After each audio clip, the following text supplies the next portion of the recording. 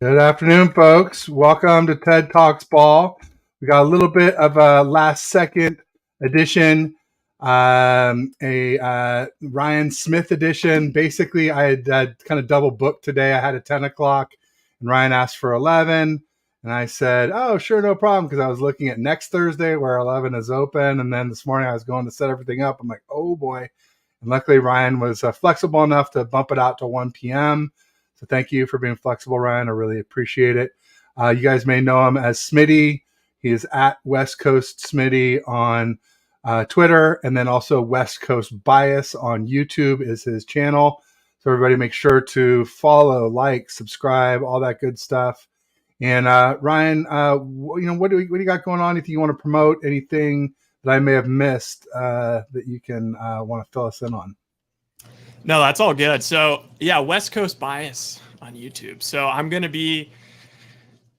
really haven't given it like my best shot so far in terms of consistency, because consistency is key, as I saw through the whole Krug show thing. But I kind of, just for my own mental health, I was like, you know what? I am going to kind of bow out of the summer of just Niners shenanigans because it drives me crazy. And I don't want to be talking about that every day. So I think pretty soon I'm going to start doing a morning show and just rip in like an hour and a half every morning. So yeah, look for that on the come up. I will. That's awesome. Good to hear. And yeah, consistency is important. I got to say, I'm a little jealous. You have almost as many subs as me. I'm barely just like half-assing it. So can't wait to watch you take off and really shred, once you put your mind to it and really get consistent with it. That's awesome. You deserve it. You're great. Always enjoy chopping it up with you. We've obviously talked some Niners and some Warriors and all that good stuff. Obviously, Niners more front of mind this week, but if you have any Warriors thoughts, we could maybe start off with that. Sort of like a warm up or anything like that. How about this? Have you seen the Curry doc yet? The Curry doc. You mean the movie? Yeah. Yeah, I like the movie. Underrated. Underrated. Underrated. Yeah. I thought it was perfect. I saw it in theaters. I thought it was perfect because it was like called Underrated, and then just the weekend he was dropping it, it was like Oppenheimer's coming out, Barbie's coming out, Mission Impossible came out the week before. Like all of a sudden, this like giant, renaissance of people coming back to the movie theaters and just got buried under Apple TV. But I'm not gonna lie, I went to go see that in a theater in Oakland, and things got a little. It was a little dusty in the theater at the end, and that's just my own. I'm so attached to the man.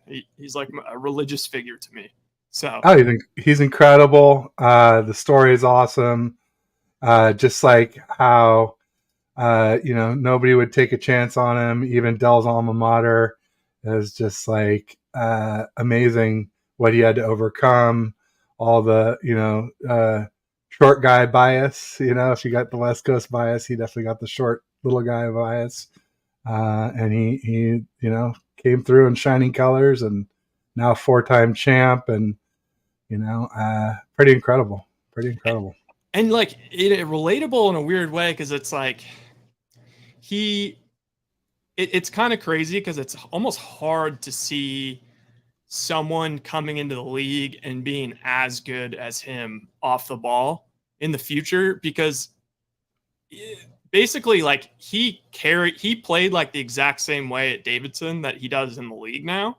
And like in high school, like, yeah, he was like awesome, but he's always like played good offense. Like you might as well like play it like Davidson's kind of like a St. Mary's. Like it's like you play good offense. There's no ISO ball. And so like because of that, because he wasn't like one of those guys, like even like a John Moran or a Dame Lillard that end up at these smaller colleges, usually it's like they're running the whole show. It's all, they're running the entire thing. And so for Steph to get all of that experience and then carry that into the league, and it's like his mentality like hasn't changed, and he knows he can dominate that way. And it's just I don't know, it's a testament, because if I was as good as him, I mean, I'll tell you one quick story. Yeah. When he must have been third year in the league or something. There's a gym in Lafayette, California called Oakwood. And this is when Mm-hmm. I think Steph was living in Orinda, and I had a buddy that went there, and he would play with them. He would be there That's awesome. playing, and like he just for the most part just wouldn't shoot. Well, He would just run around and do his thing and that's pick like people up. that's like in the movie. It said Priory, and my wife's like, "Hey, that must be Woodside Priory." I'm like, "No, it couldn't be." And then they're like, "Yeah, that's that's their logo."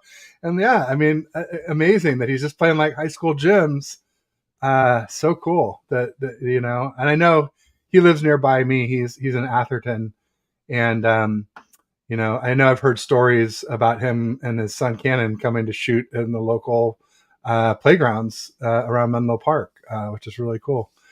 So very, very cool. I will say one last thing on it. Yeah, go for it. This is a take I was thinking of. I've been thinking about this for a while. Is like what I think is so cool about Steph, and especially if you look back to his college career, is like we've seen these guys like Jimmer Fredette's, these guys that like are awesome and they just become fan favorites because they're so exciting and they're hitting crazy shots and doing all this crazy stuff. And you're like, well, obviously, but it's, when they get to the league, they're going to get exposed. He is like one of the only guys I can really think of, like just elite NBA superstar that pretty much the way he has played in college, dominated in college, is the exact same way that he plays in the league still. Like it just didn't change. Like he just does the same exact stuff, if not more shocking. Like most guys, it's like their game from college to NBA evolves a ton, or they have to take a step back, and his has just been the exact same. So yeah, and like you said, off the ball, what a lot of people don't realize is like he just runs more than anybody else. He's never stops moving. So as soon as you take your eyes off of him, he's going to pop open and kill you from deep. Or drive the hoop, which he's also very adept at. Now, incredible stuff with Steph. So obviously Niners is, the stuff that's going on.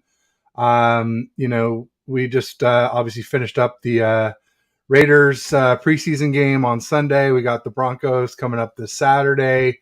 All kinds of reports coming out of camp. I mean, I was at camp, not all of the 9 open days of the initial training camp days. And then obviously some interesting reports coming out of the Raiders joint practices.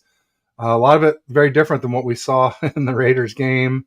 So I don't know, just love to get your thoughts sort of so far on, obviously it sounds like you haven't done much with the Niners in the offseason. You probably have a lot to say about what you've been hearing and seeing. Well, I'll say this. So I got to go to, everyday training camp and stuff last year. And just in terms of like, how much do you glean from that sort of thing? I think you do. There's a little, there's little things on the margins here and there. Especially just in terms of like, damn, like that guy looks comfortable out there. He looks that, but just sort of that kind of stuff.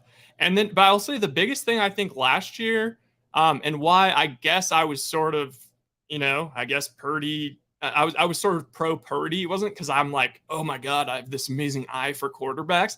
It was just that the way that the guys in the locker room talked about him.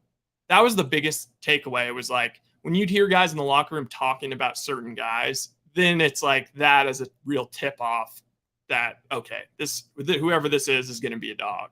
They're totally going to be a dog. So this year, I'm not there. And what I'm trying to do is I'm trying to pay attention while simultaneously forgetting everything I see, because I mean, at the end of the day, like we're going to get into, it's going to be the same script. I mean, it reminds me a little bit of like for Purdy, it's like when Jimmy was throwing all those interceptions, the Trey stuff. I don't even buy that much into the preseason game. I want to think that it's in his head maybe a little bit. And ultimately I would almost bet a lot of money that the Niners are going to start slow again this year, and that the calls for like Shanahan's head are going to be going, and there's going to be something funky with the QB situation, but they'll figure it out. I think so.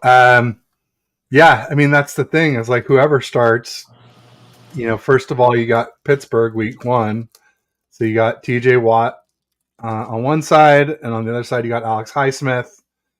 And none of our tackles have seen anything like TJ Watt this offseason because Bosa still is unpaid.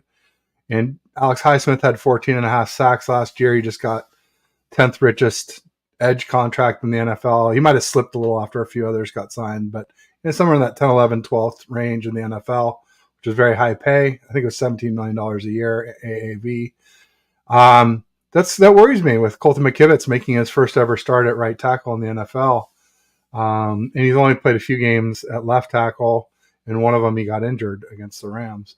But as far as Bosa goes, are you worried about Nick Bosa not being signed yet?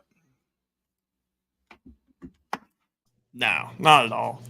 I mean, it's once you get to that level of elite player, I don't really worry. And I don't worry about them like not getting time in camp. Like if anything, I'm just happy that he's not getting injured.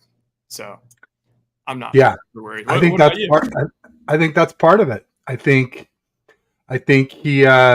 They know that when there's guys trying to make they're on the 90-man roster, trying to make the 53-man roster, and or the 16-man practice squad.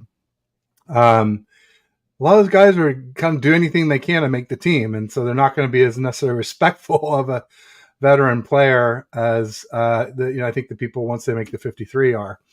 So I think there's some logic to that. Yeah, I think Bosa knows how to train himself. I mean, obviously you have to have some contact and pads for a few weeks, 2-3 weeks, but we're not there yet. But in the next, I think if a week from now we haven't signed him, I start to get a little more nervous, or especially come like the Monday after our third preseason game. If it's not in place by then, that's when I'll probably start sweating a little bit. But ultimately every player has a walkaway number. Some people say there's no walkaway number for Bosa, but I'm like, you're full of it, or you're just being casual if you say that. But do you have a walkaway number for Bosa? I mean, I know the guaranteed is the real money, but just like to keep it simple and average annual value, do you have a number like where you're like, ooh, beyond that I start to squirm, and beyond that, like I think you're better off getting the picks and not spending all that money on a guy who doesn't play quarterback? It's tough. Well, I'll say this. It brings it back to, I mean, if they were paying if they were paying their quarterback position, their starting quarterback $35 million a year, I could get a little more squirmy. But just because they're so blessed with this whole Trey Darnold Brock situation, as far as how much it's costing them, 14 mil. Yeah, it's a song. I mean, they're gonna set the market. They're gonna pay more than any other edge in the league. It's just how it goes. It won't be more than Donald at 31.7 or whatever he's at. We know it's got to be more than Joey. I don't know if you saw Seth Sanchez's video, but it's more than Joey, right? It's like, yeah, it's more than Joey. That's the floor. I mean, honestly, I think it's got to be more than TJ Watt too. It's got to be more than TJ Watt. Can we just call it let's call it like 30. 30? Yeah, let's call it 30. I mean, Aaron Donald. I would love it. Because I'm thinking 32, 33. I know. And then over 35, that's where I start to squirm. And like when people say 40, I'm like, hell no. Hell no. I mean, I probably would do like 33 maybe. Max out at like 33, 34. Yeah. I'm sure they'll figure it out. I mean, just go a hair over Donald. That's everyone feels like they win. But at the same, I mean, it's Bosa. Like they're not the same team without Bosa. And all of a sudden, then the other edge position starts to look a little scary if there's no Bosa. Yeah. But with the way they coach that position, like you're saying, like he needs some contact, but it's just kind of like get out there and go and get after the quarterback. And he's already got all of his technique and all that. So I'm not super, super worried. Yeah, it's not the most technical position. It's like see quarterback, hit quarterback, right? So no doubt about it. So what else? So as far as other surprises, so some surprises from the game. I mean, obviously I had Trey Lance as the best quarterback in camp, and he didn't really look like that on Sunday. It was kind of surprising to me. But I guess not as surprising when you look at that second string O line is not good. I did say all through camp that our D was much deeper than our O line or our weapons, so that people saying, "Oh, well, Purdy went against the first team D." Well, yeah, he did, but going against the second team D when you had Kinlaw in there against these bad linemen, the second team D was actually pretty stout, and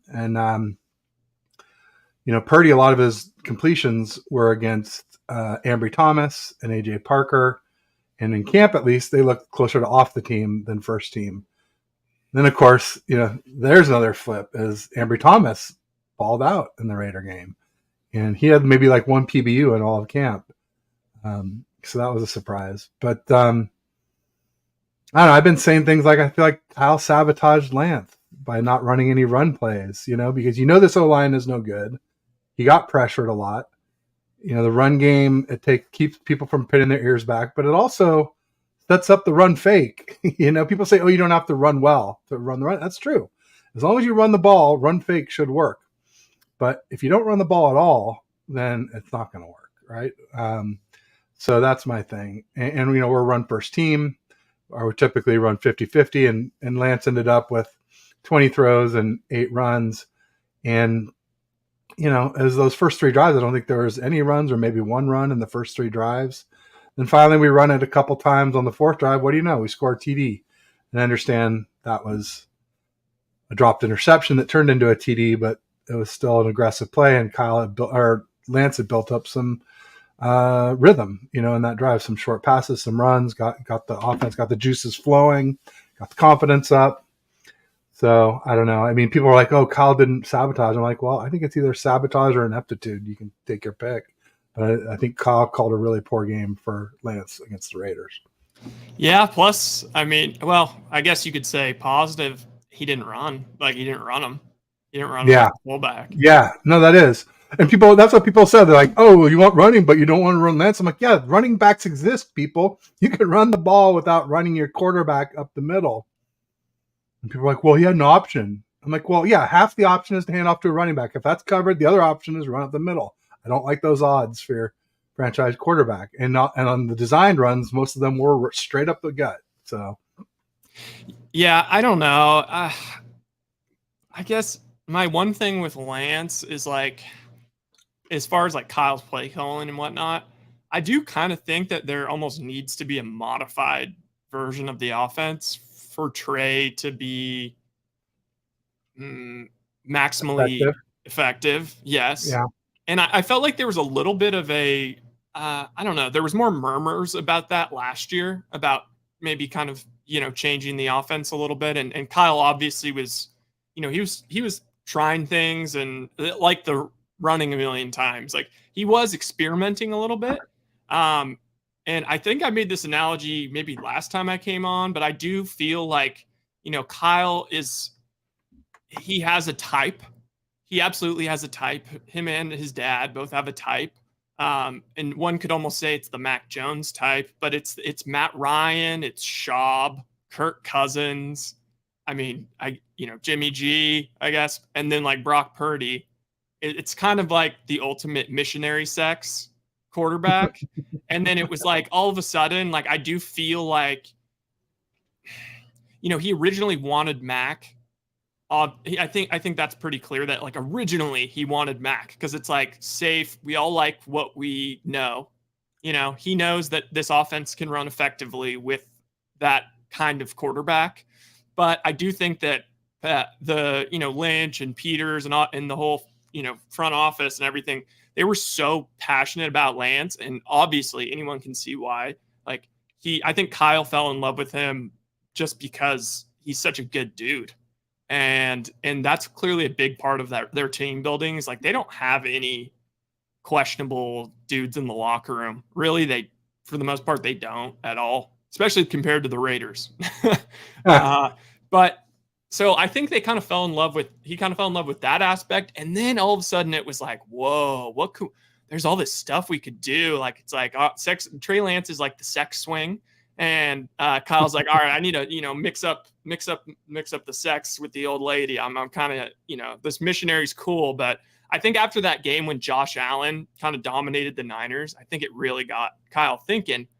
And it seems like I don't know. It seems like he was experimenting with different things, but then because of the success they had with Purdy last year, now it feels a little bit more like, all right, well, Purdy's kind of the anointed guy going into this year, so we're gonna build the offense around him. We're not really gonna think about Lance. So I just think all this quick game, just like the general Kyle offense, is just not necessary. One could almost make an argument, kind of like James Wiseman. Like, I think Wiseman's going to be awesome, but he didn't fit that Warriors system. Um, so I'm not entirely sure where I'm going with this, but I'm with you. I kind of think that Trey can do it though. I think he can do it, but it felt like he was in his head, and it felt like also it's like he's got a whole new throwing motion, and he just doesn't have that many reps to the point where like things are second nature. And that's super understandable. It's just that, you know, he's only got so many more preseason games. And so, yeah, I mean, I would have liked to see them run it more, but it almost felt like, I don't know, it almost felt like Kyle was sort of challenging him in a stupid way. It did sort of feel like that. Yeah. Yeah, I mean, people are saying, "Oh, he wants to see him throw." I get it, but you're going to see him throw a lot more if you sustain a drive than if you just keep going three and out, three and out, three and out. So, and maybe and clearly Lance missed some open guys. That's what it looked like from watching JT O'Sullivan, even Kyle Posey. Their breakdowns, basically showed some open guys that were missed. I get that, but I just feel like after you get sacked a few times, it changes your whole perspective a little bit as well too. So yeah, no, it's crazy stuff. And I noticed that yeah, you mentioned the sort of prototype Kyle type quarterback, the Kirk Cousins, the Mac Jones, the Jimmy G, the Brock Purdy, Nick Mullins.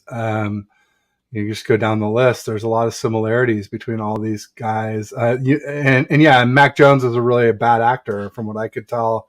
Bad sport. He's had a few things he's done already since he's been in the league, and some things, the DUI before, and just a real Grayson Allen of football.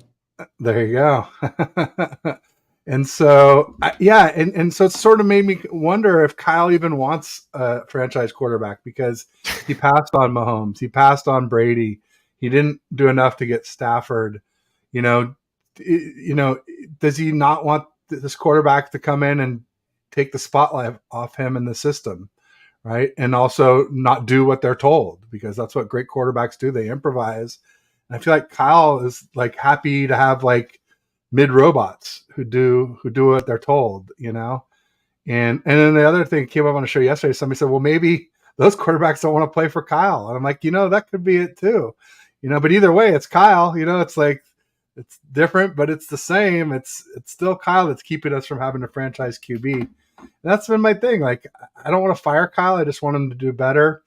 And, I should say I don't want to fire Kyle yet, but I'm definitely starting to go down that road a little bit, from being a pure Shanna fan and defending him tooth and nail to like, oh yeah, it's getting harder and harder to defend. And some of it too, what do you think of this, Smitty? Like, do you think some of it was like Lance going to see Jeff Christensen and Mahomes in the offseason after Kyle's guys, whether it was John Beck or Rich Scangarello, failed to change his mechanics for 2 full seasons plus. And then Kyle's asked about it, and Kyle said, oh, it wasn't my idea. I don't know how he got there. But that to me means like, if Kyle's ego is like, oh, I'm not happy because he didn't do it, because I didn't suggest it almost. Do you think that could be part of it? Yeah. I mean, it does feel a little bit like, I guess if you were to take an anti-Purdy angle, and be a little funny about it, he does kind of, there's a part of Purdy that's a little bit of like a teacher's pet sort of thing. Like, I do think Kyle, he wants like the quarterback to be like an extension of his brain on the field, almost. And there is kind of a, I'm searching for the words here, but in order for Trey to like really be that elite level sort of dude, kind of like a Josh Allen, Mahomes, whatever, it's like it does require it requires kind of a looseness and kind of an ability to make plays happen on the fly and be kind of creative and all of that kind of stuff. And if I just think Kyle is such a control freak, like a lot of these football guys are, that he just doesn't. I'm a little bit concerned that he'll never give him that room to sort of do that. You know what I mean? Like he just wants the guys that are just gonna, hit the singles. Like I know Purdy can do this. He wants like kind of the robotic guys. But also from Trey's perspective, I mean, things didn't necessarily go the best, and I could see wanting to get outside of the Niners bubble, and sometimes it's easier to listen to somebody that's like outside your work or outside, So yeah. I don't know. It's all I know is I don't want to trade him. There's no point in trading him. No, and there's no point in cutting him. Anybody who suggests that has a hole in their head. Stupid. And, real quick, just want to say hi to Nancy Cameron, first-time commenter in the audience. Thanks, Nancy. Appreciate you. Appreciate the support, as always. Appreciate it. And Rick Diaz in the house, too. He had a few comments here about Cousins. And then also said likes the show. And I got to say the truth. Yeah, that's all I know how to do is I don't lie. I try not to do clickbait. Try to just keep things real, that things that I believe that I'm not going to reverse on, 86 times in a week or a month or anything like that.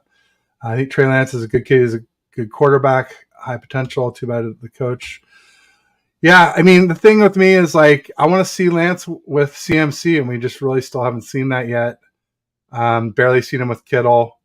To compare him to Purdy, we got to see him with the same stuff Purdy had, and Kyle just seems to be like avoiding that like the plague for whatever reason, and that's frustrating to me. I get that CMC had some same rest days as Purdy in camp, but I mean we need to see it in the game, and we need to figure out who's the best for the season. And like you said, like what you see in camp, it's not everything. It's not like these interceptions that Purdy's throwing; they're not that damning.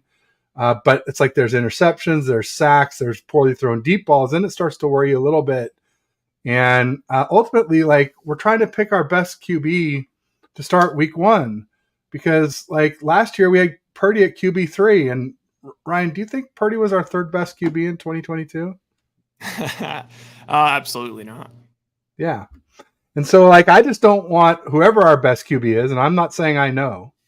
I'm just saying I know that no one's had a chance to dethrone Purdy. So, I think it could be Lance. I think it could be Purdy. Some people think it could be Darnold. And if Darnold, but obviously today went 1 for 7. So I think that talk can go out the window. But I think we're going to really regret giving Darnold so many second team reps. And I think at some point we might regret giving Purdy so many first team reps. So it's just frustrating to me that we can't have a better competition where we could really find out, because here's the thing I've been saying to people, like they're like, oh, it's fine if there's no competition this year. And really there's never been a competition for QB1. If you ask me, 2021 was the closest, but really Lance barely ever got any first team reps in 2021. So I don't really consider that a close competition. But like, here's my thing. Like, what if Jimmy G never got injured last season? And people are like, oh, what ifs? If ifs were fists, we'd all be drunk and blah, blah, blah. But the truth is we wouldn't even know what we had in Brock Purdy right now. That's the truth. And I just don't want that to happen again this season. And that's one of my concerns. Yeah. I mean, this is another really unfortunate thing, but just basing it off of the patterns we've seen, the second and third string quarterback on this team are going to get action this year. Like there will be injuries at the quarterback position. Purdy, like that's like probably my biggest thing with him is just please like show me that you can be healthy for a full season, because it really kind of seemed like maybe he is sort of that guy that isn't going to get injured. Like he's kind of got that Russell Wilson body where I don't know. This is a kid's show, but a little bit of a chode, maybe someone would say. And it's kind of like those kind of body types don't really get injured, but also there's a reason why you don't really see that many super small quarterbacks. But anyway, like just him getting that injury kind of scared me. And then, I mean, obviously Lance has to prove that he can play without getting injured. And Darnold is going to be smoke and mirrors. Like, I bet he would look good for 1 or 2 games, but he's always going to revert back to the mean and screw things up.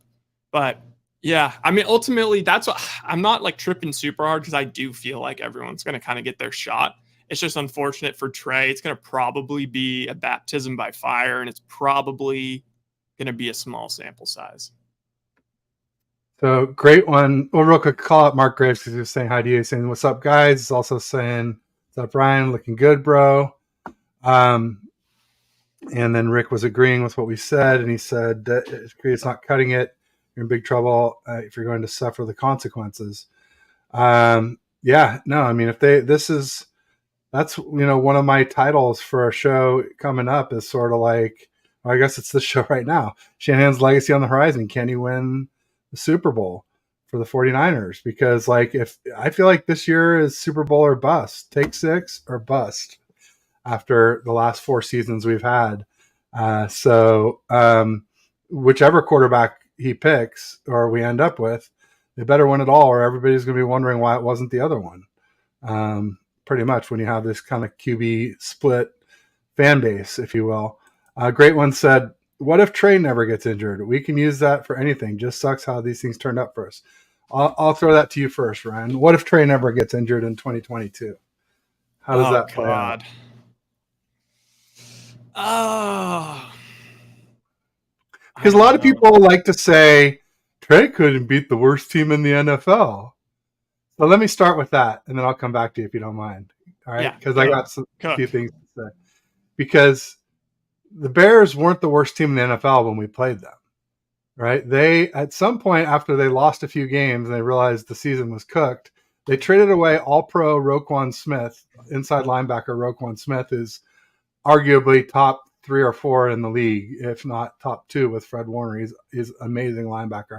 They also traded away their edge, Robert Quinn, and I believe a few other pieces. And the main thing really, though, is like, hey, the game was played in a monsoon. The 49ers O-line was pretty bad. We were starting literally our entire interior offensive line, left guard, center, right guard. We're all making their first ever starts in the NFL. They didn't play very well. The defense did not play well. They had drive extending drives on literally every single Bears scoring drive. There was 2 third downs that were converted to firsts by it was a Dre Greenlaw roughing, and then a Charvarius Ward holding. And then on second, it wasn't a third down, but it was a second down drive extender inside the 10. Javon Kinlaw had a hold on a run. They got him right down to the goal line when they scored their third TD. So then like Debo had a fumble inside the 20, inside the red zone that cost us 3 to 7 points. And Gibson dropped a pick. So like Lance wasn't great, but he was better than Fields that day. And he was far from the biggest reason we lost that game. So anybody saying Lance lost, it's just this whole QB wins and losses thing there. It's just like the camp stuff. It means something, but it's not everything and it's not nothing. And you got to take context into account. Like Purdy won all these games. Great. But we had the best weapons group in the NFL. We had a solid O-line last year. We had the number 1 D in the NFL. And we had Kyle designing and calling the plays. Like you could plug in at least 10 quarterbacks and do just as well or better in the NFL. So that was the monsoon game. And then in the Seahawks game, he gained his offense gained 143 yards in less than a quarter. So, that's coming up on 600 yards for a game if we kept going, because that 11-on-11 football, somebody had to spy him and a safety had to stay back. It made our run game and our yak very tough to stop. So, and then Jimmy comes in that same game and averages 106 yards for the final 3 quarters. So, huge delta. Anyway, so, I mean, I think if he plays, again, we never find out what Purdy was. I think Lance does well enough that he's not going to get benched. And certainly not for Purdy, but maybe for Jimmy, I don't know. But then again, if Jimmy doesn't get hurt, you still don't know what happened to Purdy. So that's the problem with having Purdy buried on the depth chart and maybe having a better QB buried on the depth chart this year. I'm not saying that I know that Lance is better. I'm just saying we need to find out, especially before another team finds out. Yeah. Also with like Purdy coming off injury and whatnot. I don't know. I have this like horrible feeling that I don't like the fact that they're playing the Steelers this year because like the Steelers aren't that good. But I mean, was it last year that they beat the Bills in the first game on the road? Like they just do. They win every opening. They're 15-1 in the last 16 years. Yeah, like they just do stupid ass shit, and Tomlin gets the boys hyped up, and he gets them believing that they're gonna win the North before the season starts. So yeah, I could see it being like a really stupid game. Like I almost like if I was a huge Purdy guy, I don't know, I'd almost want to maybe wait for. I said this. I said winning the starting job could be a losing proposition for week one. Like I said, the main thing that scares me is those edges on McKivitz. But they also, they got that young receiver, George Pickens, who's sort of like maybe the next OBJ, closest thing to OBJ since OBJ. Dog. Who they also got? They got one of my. Well, I mean, they already had Najee Smith, who's a hell of a back, great receiving running back, great blocking running back, just a great all around back. And they have, I think it's Deontay Johnson or something, a pretty fast receiver. But they have that tall tight end from like Michigan State or oh God, who is it? I'm blanking on its name. But the one my draft crush was Darnell Washington, and we picked Jair Smith at 87, and Washington went 93 to the Steelers, and then then we picked Moody and Latu, and it's like, boy, we could have packaged those two picks to move up. Not that we'll see if it turns out to be what I thought. Did you look up the tight end? Okay. I'm looking it up right now. I will say though, of all the things that, Freiermuth. That's it. Freiermuth. Yeah. But of all the things that kind of, like I was saying, I'm not really tripping too hard on preseason stuff. The thing that worries me the most is Moody. More than the quarterback situation, because people take for granted having a nails kicker and you don't know what you have until it's gone. Yeah. And I don't like the fact that because he's been allegedly awesome in camp, right? Yeah. Yeah, he was very good in camp. Yeah. We had a miss or two, but he was making a lot of kicks and from far out.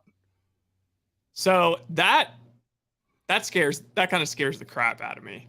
Yeah.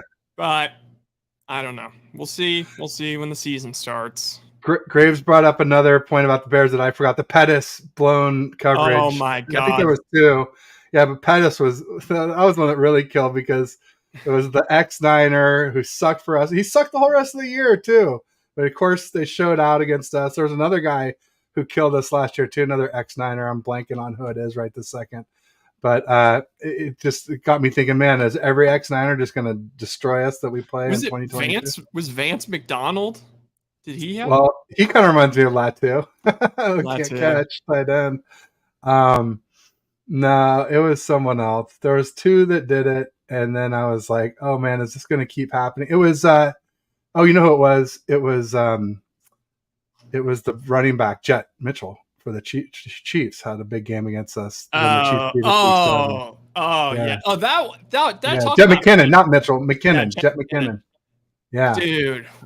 Yeah, Jarek Jet McKinnon. Also, Mark, real quick, he had brought up something else. He said CMC get overworked. That's always a concern with Kyle. He just rides whoever he trusts right into the ground. So, especially with Mason and TDP not looking great in that game. We know Elijah Mitchell can't stay healthy. I mean, we don't know, but past has told us that Elijah Mitchell can't stay healthy. So that'll be interesting to see. I hope we don't overwork CMC. I really want to. The one good thing we have is if Debo's back in shape, there's a lot of interchangeability with Debo and CMC. So hopefully the two of them can help keep each other healthy because Debo's had his share of at least minor injuries. And they actually are both just all minor injuries. No one's had an ACL or Achilles or quad tendon tear or patellar tear or anything like that. Randy Atara says Lance can't beat an egg. Ouch. But I had to read it. I got to be fair, that I'm not biased with my Lance. People don't like Lance. I get it. That he hasn't. He's shown some flashes, but he needs to be a shit ton more consistent. So, no doubt about it. What up, David Corona in the house? Thanks, David. Good to see you. And then Mark said the broken plays. I'm just trying to get caught up here a little bit. The Jets release them. Oh, Sam Darnold. Ugh. Yeah, I don't believe in Sam Darnold, especially after today when he went 1-7. Also, he had the 2 worst days in camp. He was the only one, he was the only one to be the worst of the top 3 two days of camp. He had some good days, some more than Purdy. But Purdy, I understood, right? Because he's rustier and coming back from the injury. Lance was the only one who was won the most days and was never worse than second. That's why I had Lance. Like I said, I wasn't going to say way better, but noticeably better than anyone else in camp. Rick says the quarterback's going to be aggressive and inconsistent. That's yeah, you got to get the ball out quick. Absolutely. Be decisive. Yeah, Ryan from Noble Sports had a good point yesterday. He said, Lance just needs to throw the ball up. And it's like if it gets intercepted, that's Kyle's play. Don't worry about you as the quarterback. Because Kyle even said he liked that he went for it on the TD, even though the TD almost got intercepted. Kyle liked that. He liked the aggressiveness. So hopefully Lance is listening and we'll start to do more of that. Oh, absolutely. And that's one thing that, well, I'd say both Jimmy and Brock had is they do have a certain fearlessness sometimes when it comes to just especially Jimmy. It was holy crap. How many times did he have picks that would have been just tragic that were dropped or dumb stuff? And it's that comfortability with, letting it rip. And that's Trey's. It's just difficult because I believe in Trey Lance, the person, and I believe in the talent. What do you think about, so I'm sure you've talked about this, but Lombardi's whole thing that went very... it's awful. He's basically saying you're not born as a quarterback. Who's born as a quarterback? This is stuff that's learned. It's not innate. You have innate physical stuff about you, but even then you work out and you enhance your physicality. You kind of have innate speed and innate height, I agree with, but and just the fact that he even mentioned that I don't even know if he'll make the 53-man roster. I'm like, you're a tool. That's the part I kind of focused in on the wrong part and quote tweeted that part. But it was really the born, even his mama knew he wasn't born as a quarterback. It's so disgusting and terrible. And the guy, I think he needs to be canceled. He's a proven Niner hater and just there's so many of them. You see it with Shady McCoy too, and Shady Emmanuel McCoy and Dan Orlovsky. You go down the list. There's a whole group of these guys, and they're just making their thing on Trey hate, and it's disgusting because the kid hasn't even played flipping 5 games. There's no such thing as a highly drafted quarterback that's ever busted in less than 5 starts, and I guarantee you Trey won't be one of them either. So, real quick, just want to say Christopher Blankenship saying Brock Star. And James Durnall said, do we want to waste Mitchell's roster spot on someone who's injury prone? I've been saying all offseason I'd love to trade Mitchell. You can get anything for him. But, we used the 6th on him. If we could get a 5th like we got for Jeff Wilson Jr., I'd be happy with that for Mitchell. He's great when he's healthy, but it's so rare. And I think other teams know that too, though. That's the problem. That's not a mystery at this point. Yeah. Oh, absolutely. I will say on the Lombardi thing. So I've listened to him. Well, first of all, Shady McCoy is just a clown. He's just trying on the sort of TV pundit mask. It's not real. He's just playing a role and trying to play it. But Lombardi, I do like Lombardi. He's a little bit old school on some stuff, but that comment, I've heard him say that before. I remember the first time I think I heard him say that was when he was talking about Burrow, and he was he's just one of those guys that, you lift him from I think it was some Belichickism where they would talk about that. I don't know. You can kind of see it in basketball, I guess. There's some guys that even LeBron was never going to have just like the purest jumper. Like he's worked incredibly hard and it is effective now. And he's like the second best player of all time. So like it doesn't really matter, but he doesn't quite have that when you see it like in KD or like stat, like that is that kind of fluidity and just natural. That I do think is a little bit of like a, you're kind of born with it or not situation. But I think that the point that's being missed by him is that the game is changing. And I don't think you could say that Josh Allen was a quarterback when he lifted it. There's guys that don't quite have that same natural throwing motion, but it's completely offset by their athletic ability. So I don't really think I don't know. I think he's kind of missing the point there. Yeah, no, I see what you mean. And yeah, I've never cared for him. I felt like he's always been kind of a Niner hater and a Lance hater. So, but I mean, if Lance does end up not working out, then I guess some of the hate I saw towards Lance, I have to reevaluate if they were just right or not. I'm not ready to go there yet. Real quick, want to call it Jess from East Coast Red and Gold in the house. She has a great podcast every Wednesday at 5 Pacific, 8 Eastern. She had Mark Adams on last night doing the Roger Craig Hall of Fame junket. He came on with me Monday. Very noble cause. We need to get Roger in. First ever 1,000 running back. First ever player to score 3 TDs in the Super Bowl. One was on 3 Super Bowl winning teams. Bill Walsh said, we had Jerry, we had JT, we had Brent Jones, but Rathman, but it never would have worked. The West Coast would never have gotten to what it got to without Roger Craig. He was the most important piece, if you will. Real quick, let's see here. There was some other stuff too. Great one wanted Quan Martin in the draft. I'm not familiar, so fill us in on who that is. Mark has something good here. So I feel like people that don't like Trey have massive investment in his trading cards and are losing their shirts. So they're mad. They're mad that, or they have the shirts, the jerseys, and they're mad that they invested in those. Yeah, or they're just invested in something that has nothing to do with football. It's something that happens as well too. Jim Everett the Great, he's a Rams fan, kind of a pain in the rear end, but he's usually not too bad. He says Purdy throws more ints. Actually, Purdy did not throw any interceptions today. He did throw 2 that were dropped, but none that were caught. So that's an improvement. Well, and just on the Purdy interceptions point, I mean, I know that, and Larry was very pro Purdy when we were, going to camp and stuff. Really? I hadn't noticed. Yeah, like he obviously, we kind of both got the intel, the down low, and he looked really good in camp. But I mean, again, it was just tough when third string. But whatever.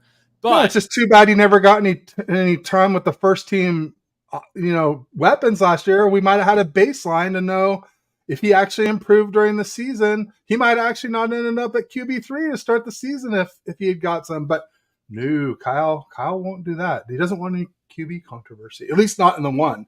Plenty to mess with your young QB for the backup role, but not for the starter. Well, yeah. So Trey, Purdy. I remember just like kind of having.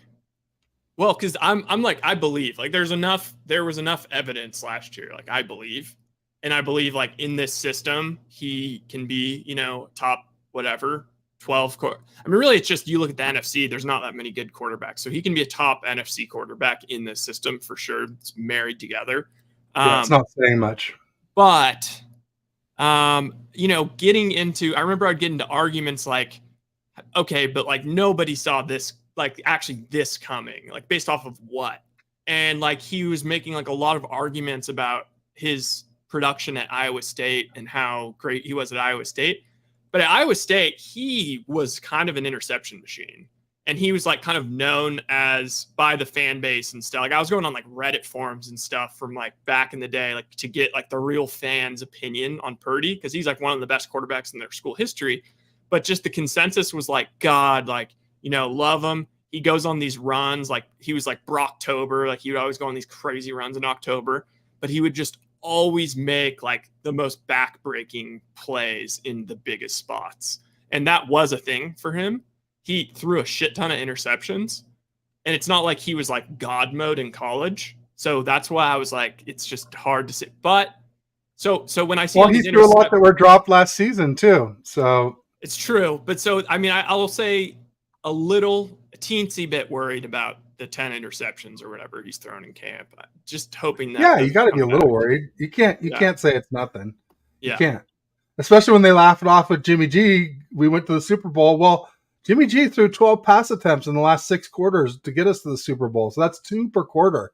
You know, people all know the AFC Championship 8 in a game. But what a lot of people don't know is the Vikings game, the second half, he only threw 4 in the second half of the Vikings game. Because he threw 1 to Kendricks, he caught it. He threw 2 more to Kendricks, he dropped them both. And Kyle was like, enough. I'm shutting them down. And luckily we had the number 2 D and the number 2 running game, and we could just lean on that and still be able to beat the Vikings. But yeah, no, I mean it's interesting for sure, and it's just hope it doesn't continue. I guess there's been some good banter in here. I wanted to kind of go over some of this. Yeah. There was well, first Jim Everett the Great said that we missed Jimmy G. I think he meant he's missed. We do not miss, not me. I'll speak for myself. I do not miss Jimmy G. I don't miss his $23 million price tag. I don't miss his injuries. I don't miss him choking in the fourth quarter of playoff games. So let's wait and see how the regular season goes there, Jim Everett the Great, instead of like the Raiders Super Bowl, which is their joint practices and that preseason game. But there was definitely some funny stuff. He said Purdy's been a disaster. And then Randy said if anyone's been a disaster, it's the Rams. So if we can sew Brock's arm, you can sew up the holes in that Rams D. It's basically Aaron Donald, and I think it's Ernest Jones as their middle linebacker. And I guess we got John Johnson back for their strong safety or free safety. But everyone else is scrubs on that defense. So good luck with that. Says, great point about the right coach. McVay has Lance looking like Warren Moon. Starting to wonder what Lance might look like with McVay. That one I'm willing to give a little leeway on for sure. Look how McVay developing Stetson Bennett. Well, Stetson Bennett again is going up against that awful Rams D, so shouldn't he look good? I call him Drunk Purdy because he's kind of like everybody's trying to get their next Brock Purdy, but he's had the alcohol issues. He's also like 26 or something, so kind of crazy that like most third, fourth year players are younger than him. But, anyway, and McVay's so good at developing quarterbacks that he had to go out and sign one. That's a great one to get Stafford. He's been a veteran for 30 years before he went to the Rams. I love that. Good stuff. And then McVay made Stafford better. I mean, McVay made Stafford better in the playoffs because he was 0-3, and then they went 4-0 and Super Bowl champ. But this is my argument for QB wins. Stafford was known as a loser forever. He joins the Rams super team, goes 4-0, wins the Super Bowl. And who knows if Drop Tart had not dropped that interception, if he would have even done that. But nonetheless. It was just, I mean, I don't want to say it was a lucky run. It's just that, I mean. Lucky that it all came together the way it did. Getting Von Miller, Sony Michel, OBJ, and having them all contribute. Well, it's like, and the amount of like tight games they played in where it could have easily went the other way. It's just like, that's the unfortunate thing as a Niners fan. It's like, the coach can really only get you so far, and then it just comes down to 1 or 2 plays, and it's just unfortunate that somehow the plays came down to the refs. It came down to the refs. They weren't calling a thing in that Super Bowl, and it looked like their drive was going to stall. All of a sudden, the flags came flying. It was like the field was littered with flags. So plus, they got their TD to go ahead. Remember the Bucks? The Bucks, the Tom Brady zombie game. He came back on them, and then the Rams looked completely shook. But then Cooper Kupp got that touchdown, ended it. Then the Niner game, of course, like Jimmy's injured, and Trent Williams is injured, and it still came down to a dropped interception. That's just unfortunate. The Niners just have to just. Especially since we own them in the regular season, and then we dropped that one. That was definitely painful for sure. Oh my God! But we'll make it a 5th straight season of sweeps this season. And the Rams, they said run it back last year. They just were a year early. They'll run it back this year. They'll do 5-12. I like that for the Rams. James Renal coming us from the UK says he didn't make him better at all. He was on the Lions after Johnson. Their wide receivers couldn't catch a cold. There you go. Yeah, they did have Calvin Johnson for a while. Incredible Megatron. But yeah, they didn't have any defense. They didn't have any running game. They had very little O-line. I mean, it was the Lions. They're lovable Lions. You love them because you can whoop them pretty much every time you play them. They also, like, he had, like, not a good year last year.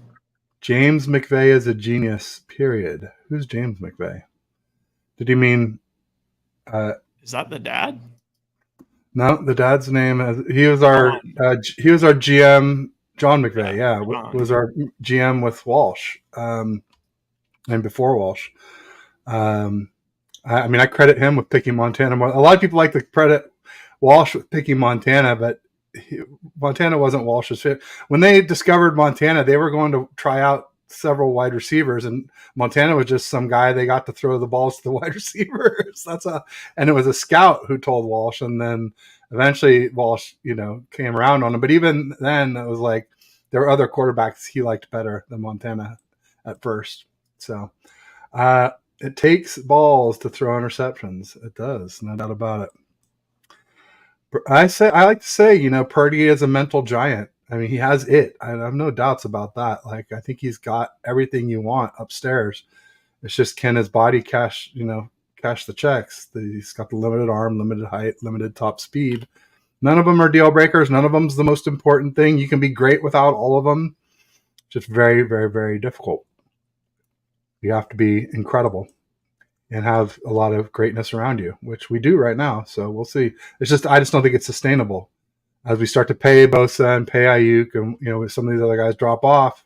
Debo, Kittle, Trent Williams. I think it gets a lot more difficult. You do really need someone who can step up to a level that I don't think Purdy can reach.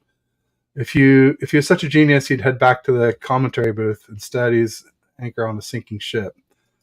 Who are we talking about there? McVay. Oh, was he in the commentary booth before? I think no, he just had to it for the first time. He had crazy offers. Yeah. A lot of rumors that he would. Yeah, but not back. He would just head there for the first time. Yeah. Randy, you're a rookie. Stop it, Jim. You're educated. All right. I'm going to stay out of the banter here, but let me just try and catch up.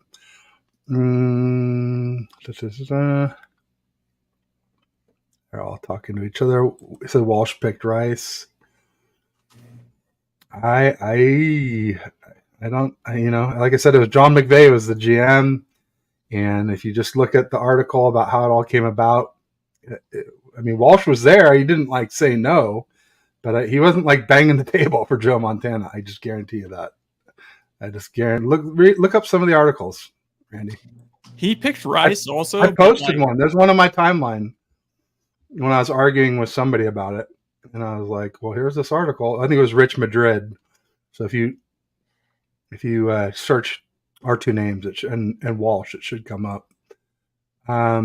Geography, not a big priority for a Rams fan. They don't know what's in it from one year to the next.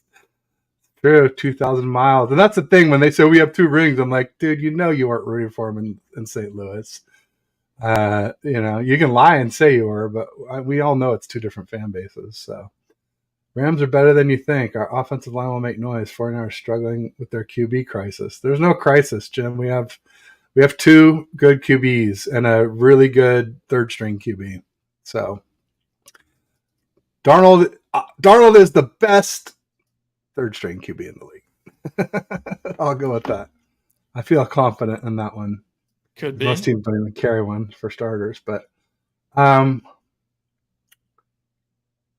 well, let's see. What else do we talk about here? Obviously, talked about Lance. We've talked about. Well, do you feel like you feel like Purdy will be ready week 1? You're not too concerned about the things we're hearing? You think we're doing the right things, giving them all the first team reps? Yeah, but I don't know. I guarantee Trey is going to play at some point this year. It's going to happen. Well, then he should have some first team reps, shouldn't he? Yeah. I think Trey, And what if he's better now? What if he's literally better than Purdy now?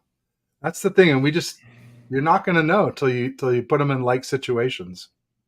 Yeah, I mean Purdy did earn, you know, Yeah, but then he got hurt and he hasn't been playing like himself since. Like, in the true, last few days, it sounds like maybe he's starting to get back to it. But in camp, what I watched, dude, that dude should not start a football game in the NFL.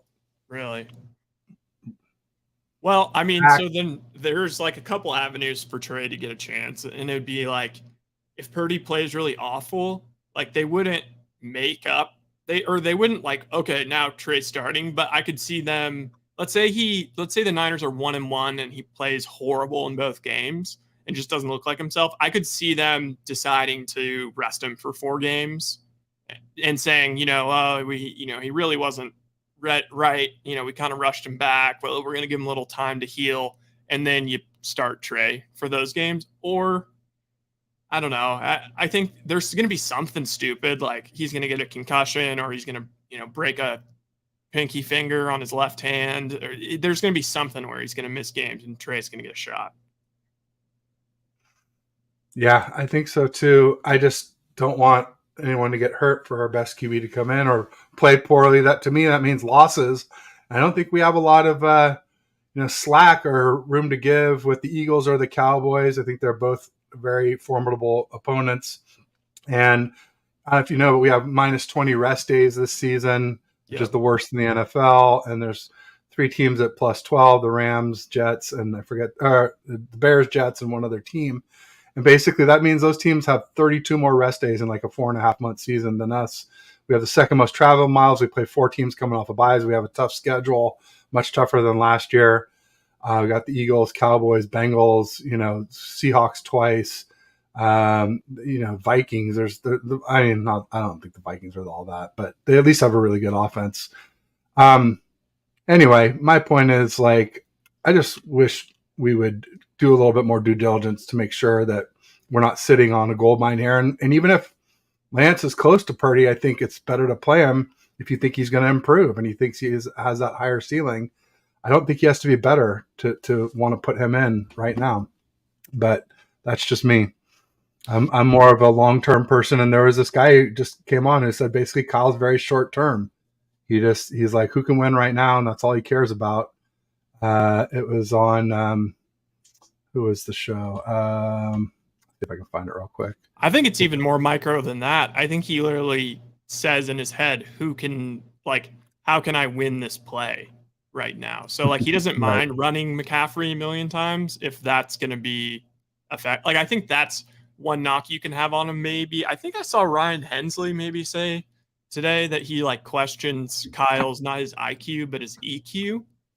And from like a perspective of, I think that he the way he runs things, and I think it's good for the locker room in a way, but like everyone is treated as just a football player. Like there's kind of no hierarchy with the quarterback's like some different entity. And I think that works really well with Jimmy because Jimmy's just so handsome. And he's got that natural sort of like leadership crap, but like also he's not the kind of guy that's going to be super upset. He's not like a prima donna in the locker room. Purdy, obviously it was perfect because he's like, humble Purdy, just trying to make his way. So that totally worked. But I do think they're kind of struggling with Lance a little bit. Like last year, they tried to just kind of hand him the job, and they did kind of realize that was stupid. Like they should have maybe had him compete a little bit more. I don't know if you remember, there was the whole thing about. Well, even if it was just to win the locker room. Yeah. Right? Because exactly. And that's what I was hoping on was going on here. But like, you can't win the locker room if you don't even get a chance, And like winning the locker room was the reason why I thought Andy Dalton might have been a better bridge QB than Jimmy because he's cheaper, so you could have more weapons, but also there's no investment in the locker room in him. And then you could swap in Lance and bring him on gradually instead of this sort of all or nothing nonsense that we had with Jimmy and Lance, where it was just like, if we wanted Lance, it had to be all or nothing. And everybody wanted Jimmy because he had proven he could win. It's the same thing with Brock now, which is a shame because if they do go with Brock, it'd be nice to have Lance in some packages this year because there's obviously things he does better. Yeah. How is Lance running in camp? He looks fast. He looks as fast as before, for sure. Um, but there wasn't a lot of running. It was, a few scrambles here or there, which is, I think, how it should be. I don't think you want to see these designed runs anymore, or there was no RPO at all. But that could have been something they might have installed in the closed practices. They didn't want the public to see. Okay, I'm a little nervous looking at their schedule. I kind of didn't realize because I've been thinking like, well, I mean, the NFC is pretty weak. There's not that many quarterbacks, but I mean, they did have a really easy schedule last year. Yep. I don't like at Pittsburgh, at Rams to start the season. That feels like 1-1. Like either they have the stupid game versus the Steelers or they have a stupid game versus the Rams. Not the Rams. We're going to sweep the Rams for the Okay. fifth straight season. All right, so then they're definitely But the Giants scare me. The Giants scare me. They've done a lot in the off. If they get things worked out. Oh, they did. They got Saquon signed. Yep. Yeah. So that I was hoping he might be holding out by that. And then the Cardinals always give them trouble, and you always have to worry about the Cardinals early in the year because that's when Kyler Murray feasts until he kind of wears down. He's really only half a season type of quarterback. So that's concerning. And then Cowboys looking for some revenge. And I mean, that's like those first 5 games, I could so easily see them being 2-3 and people being like, it's not like they even played anybody like that good. Like they played the Steelers and the crappy Rams and the crappy Giants and the crappy Cardinals and then the Cowboys and they're 2-3. That's how we've started the last 2 seasons, 3-5 and 3-4 in 2021 and 22. So I see it again. Oh God. And then the Browns, Vikings, Bengals. Okay. This is what's going to happen. They're going to be 4-4. They're going to be 4-4 through week 8. And then they're going to have a bye. And then their classic run's going to start. Jaguars, Bucks, Seahawks. Jaguars are good, man. Jags are no easy team in Jacksonville. That is not an easy W in my mind. Trevor Lawrence is legit.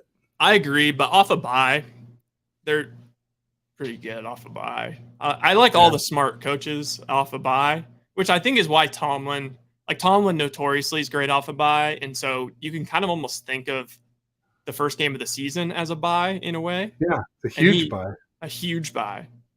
I could see the Rams being kind of good this year, like just annoyingly kind of good.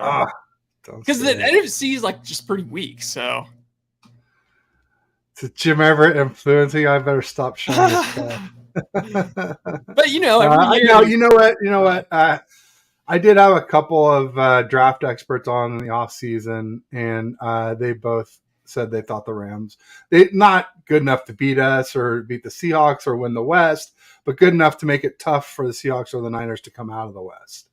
That's what they said. They felt like they had a good draft, and they have enough, and they got McVay. McVay is good. Jim Everett said never overlook McVay. I get it. He's a smart guy. Kyle taught him. Of course, he's smart. And you got Jax is a loss. Good coaches off of like a shitty year, especially like pedigreed guys like McVay. I have to think that he's going to have a great year. Especially turning down, like making the decision to come back. I think Stafford also will have a great year. And it's going to almost, because there's going to be a little bit of like a one last rodeo vibe. Because I don't think Stafford's has many more years, maybe 2 or 3 at max. So no, that's true. That's true. Jim Everett says Rams are a dark horse. I'd say a dark sheep, but whatever. A dark donkey. A dark here. Sorry, that's terrible. Tried. Randy says Seahawks. Yeah, I mean, I think the Seahawks will be somewhat tough. I just don't trust Geno Smith. I don't believe in him. But I know you wanted to get going about an hour. We're well past that. We're coming up on an hour 15 here. So maybe we should go ahead and just say toodaloo for now.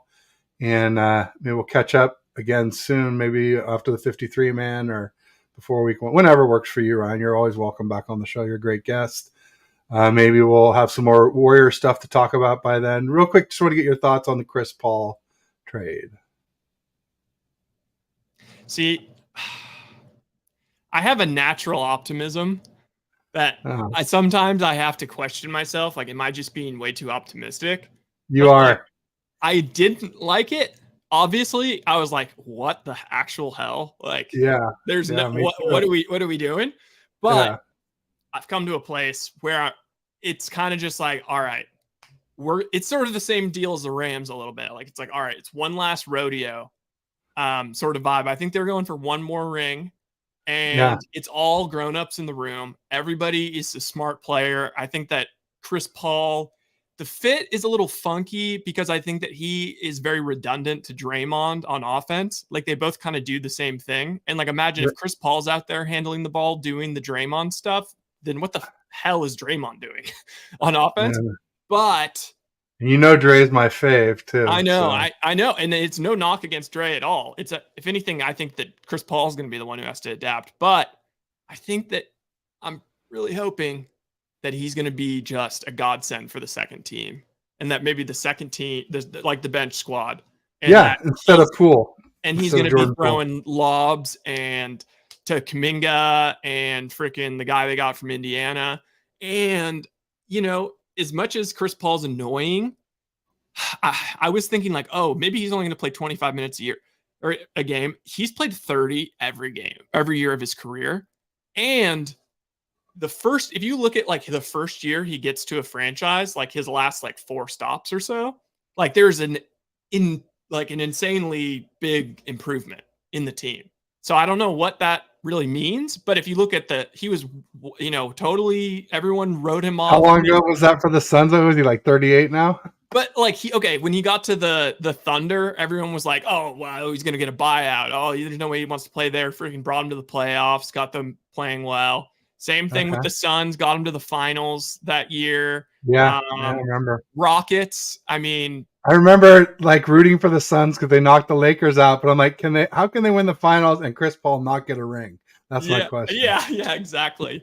He had that great quote too that everyone's clowning him for now. He's like, now that I got a taste of the finals, this is when they were up like 2-1. He's like, now that I got a taste of the finals, like I'm addicted. I'm addicted to the finals. And everyone's always like, oh, 2 years of sobriety for Chris Paul. He's overcome his addiction. Oh man, let's hope he goes on a binge with us then. Huh? I know. I think there's no way. I think it's going to be dope. All right, cool. All right. I mean, I hate the guy, but I'm hopeful that, he can do good things, even though I don't like. I don't have to like him to well, kind of do, but whatever. The Curry propaganda too in that film, like he's just like, oh, I've like never felt better. Like I feel like I'm still improving. Like in my brain, I'm like, is Curry like maybe gonna play like at this level till he's like 40? Maybe. It's possible. I just feel like little QBs, it's no chance. Maybe little point guards, maybe they can. So I don't know. We'll see. Yeah. All right, Ryan, I know you got to get rolling here. So thank you. We'll see you soon. I'll just say peace and go Niners.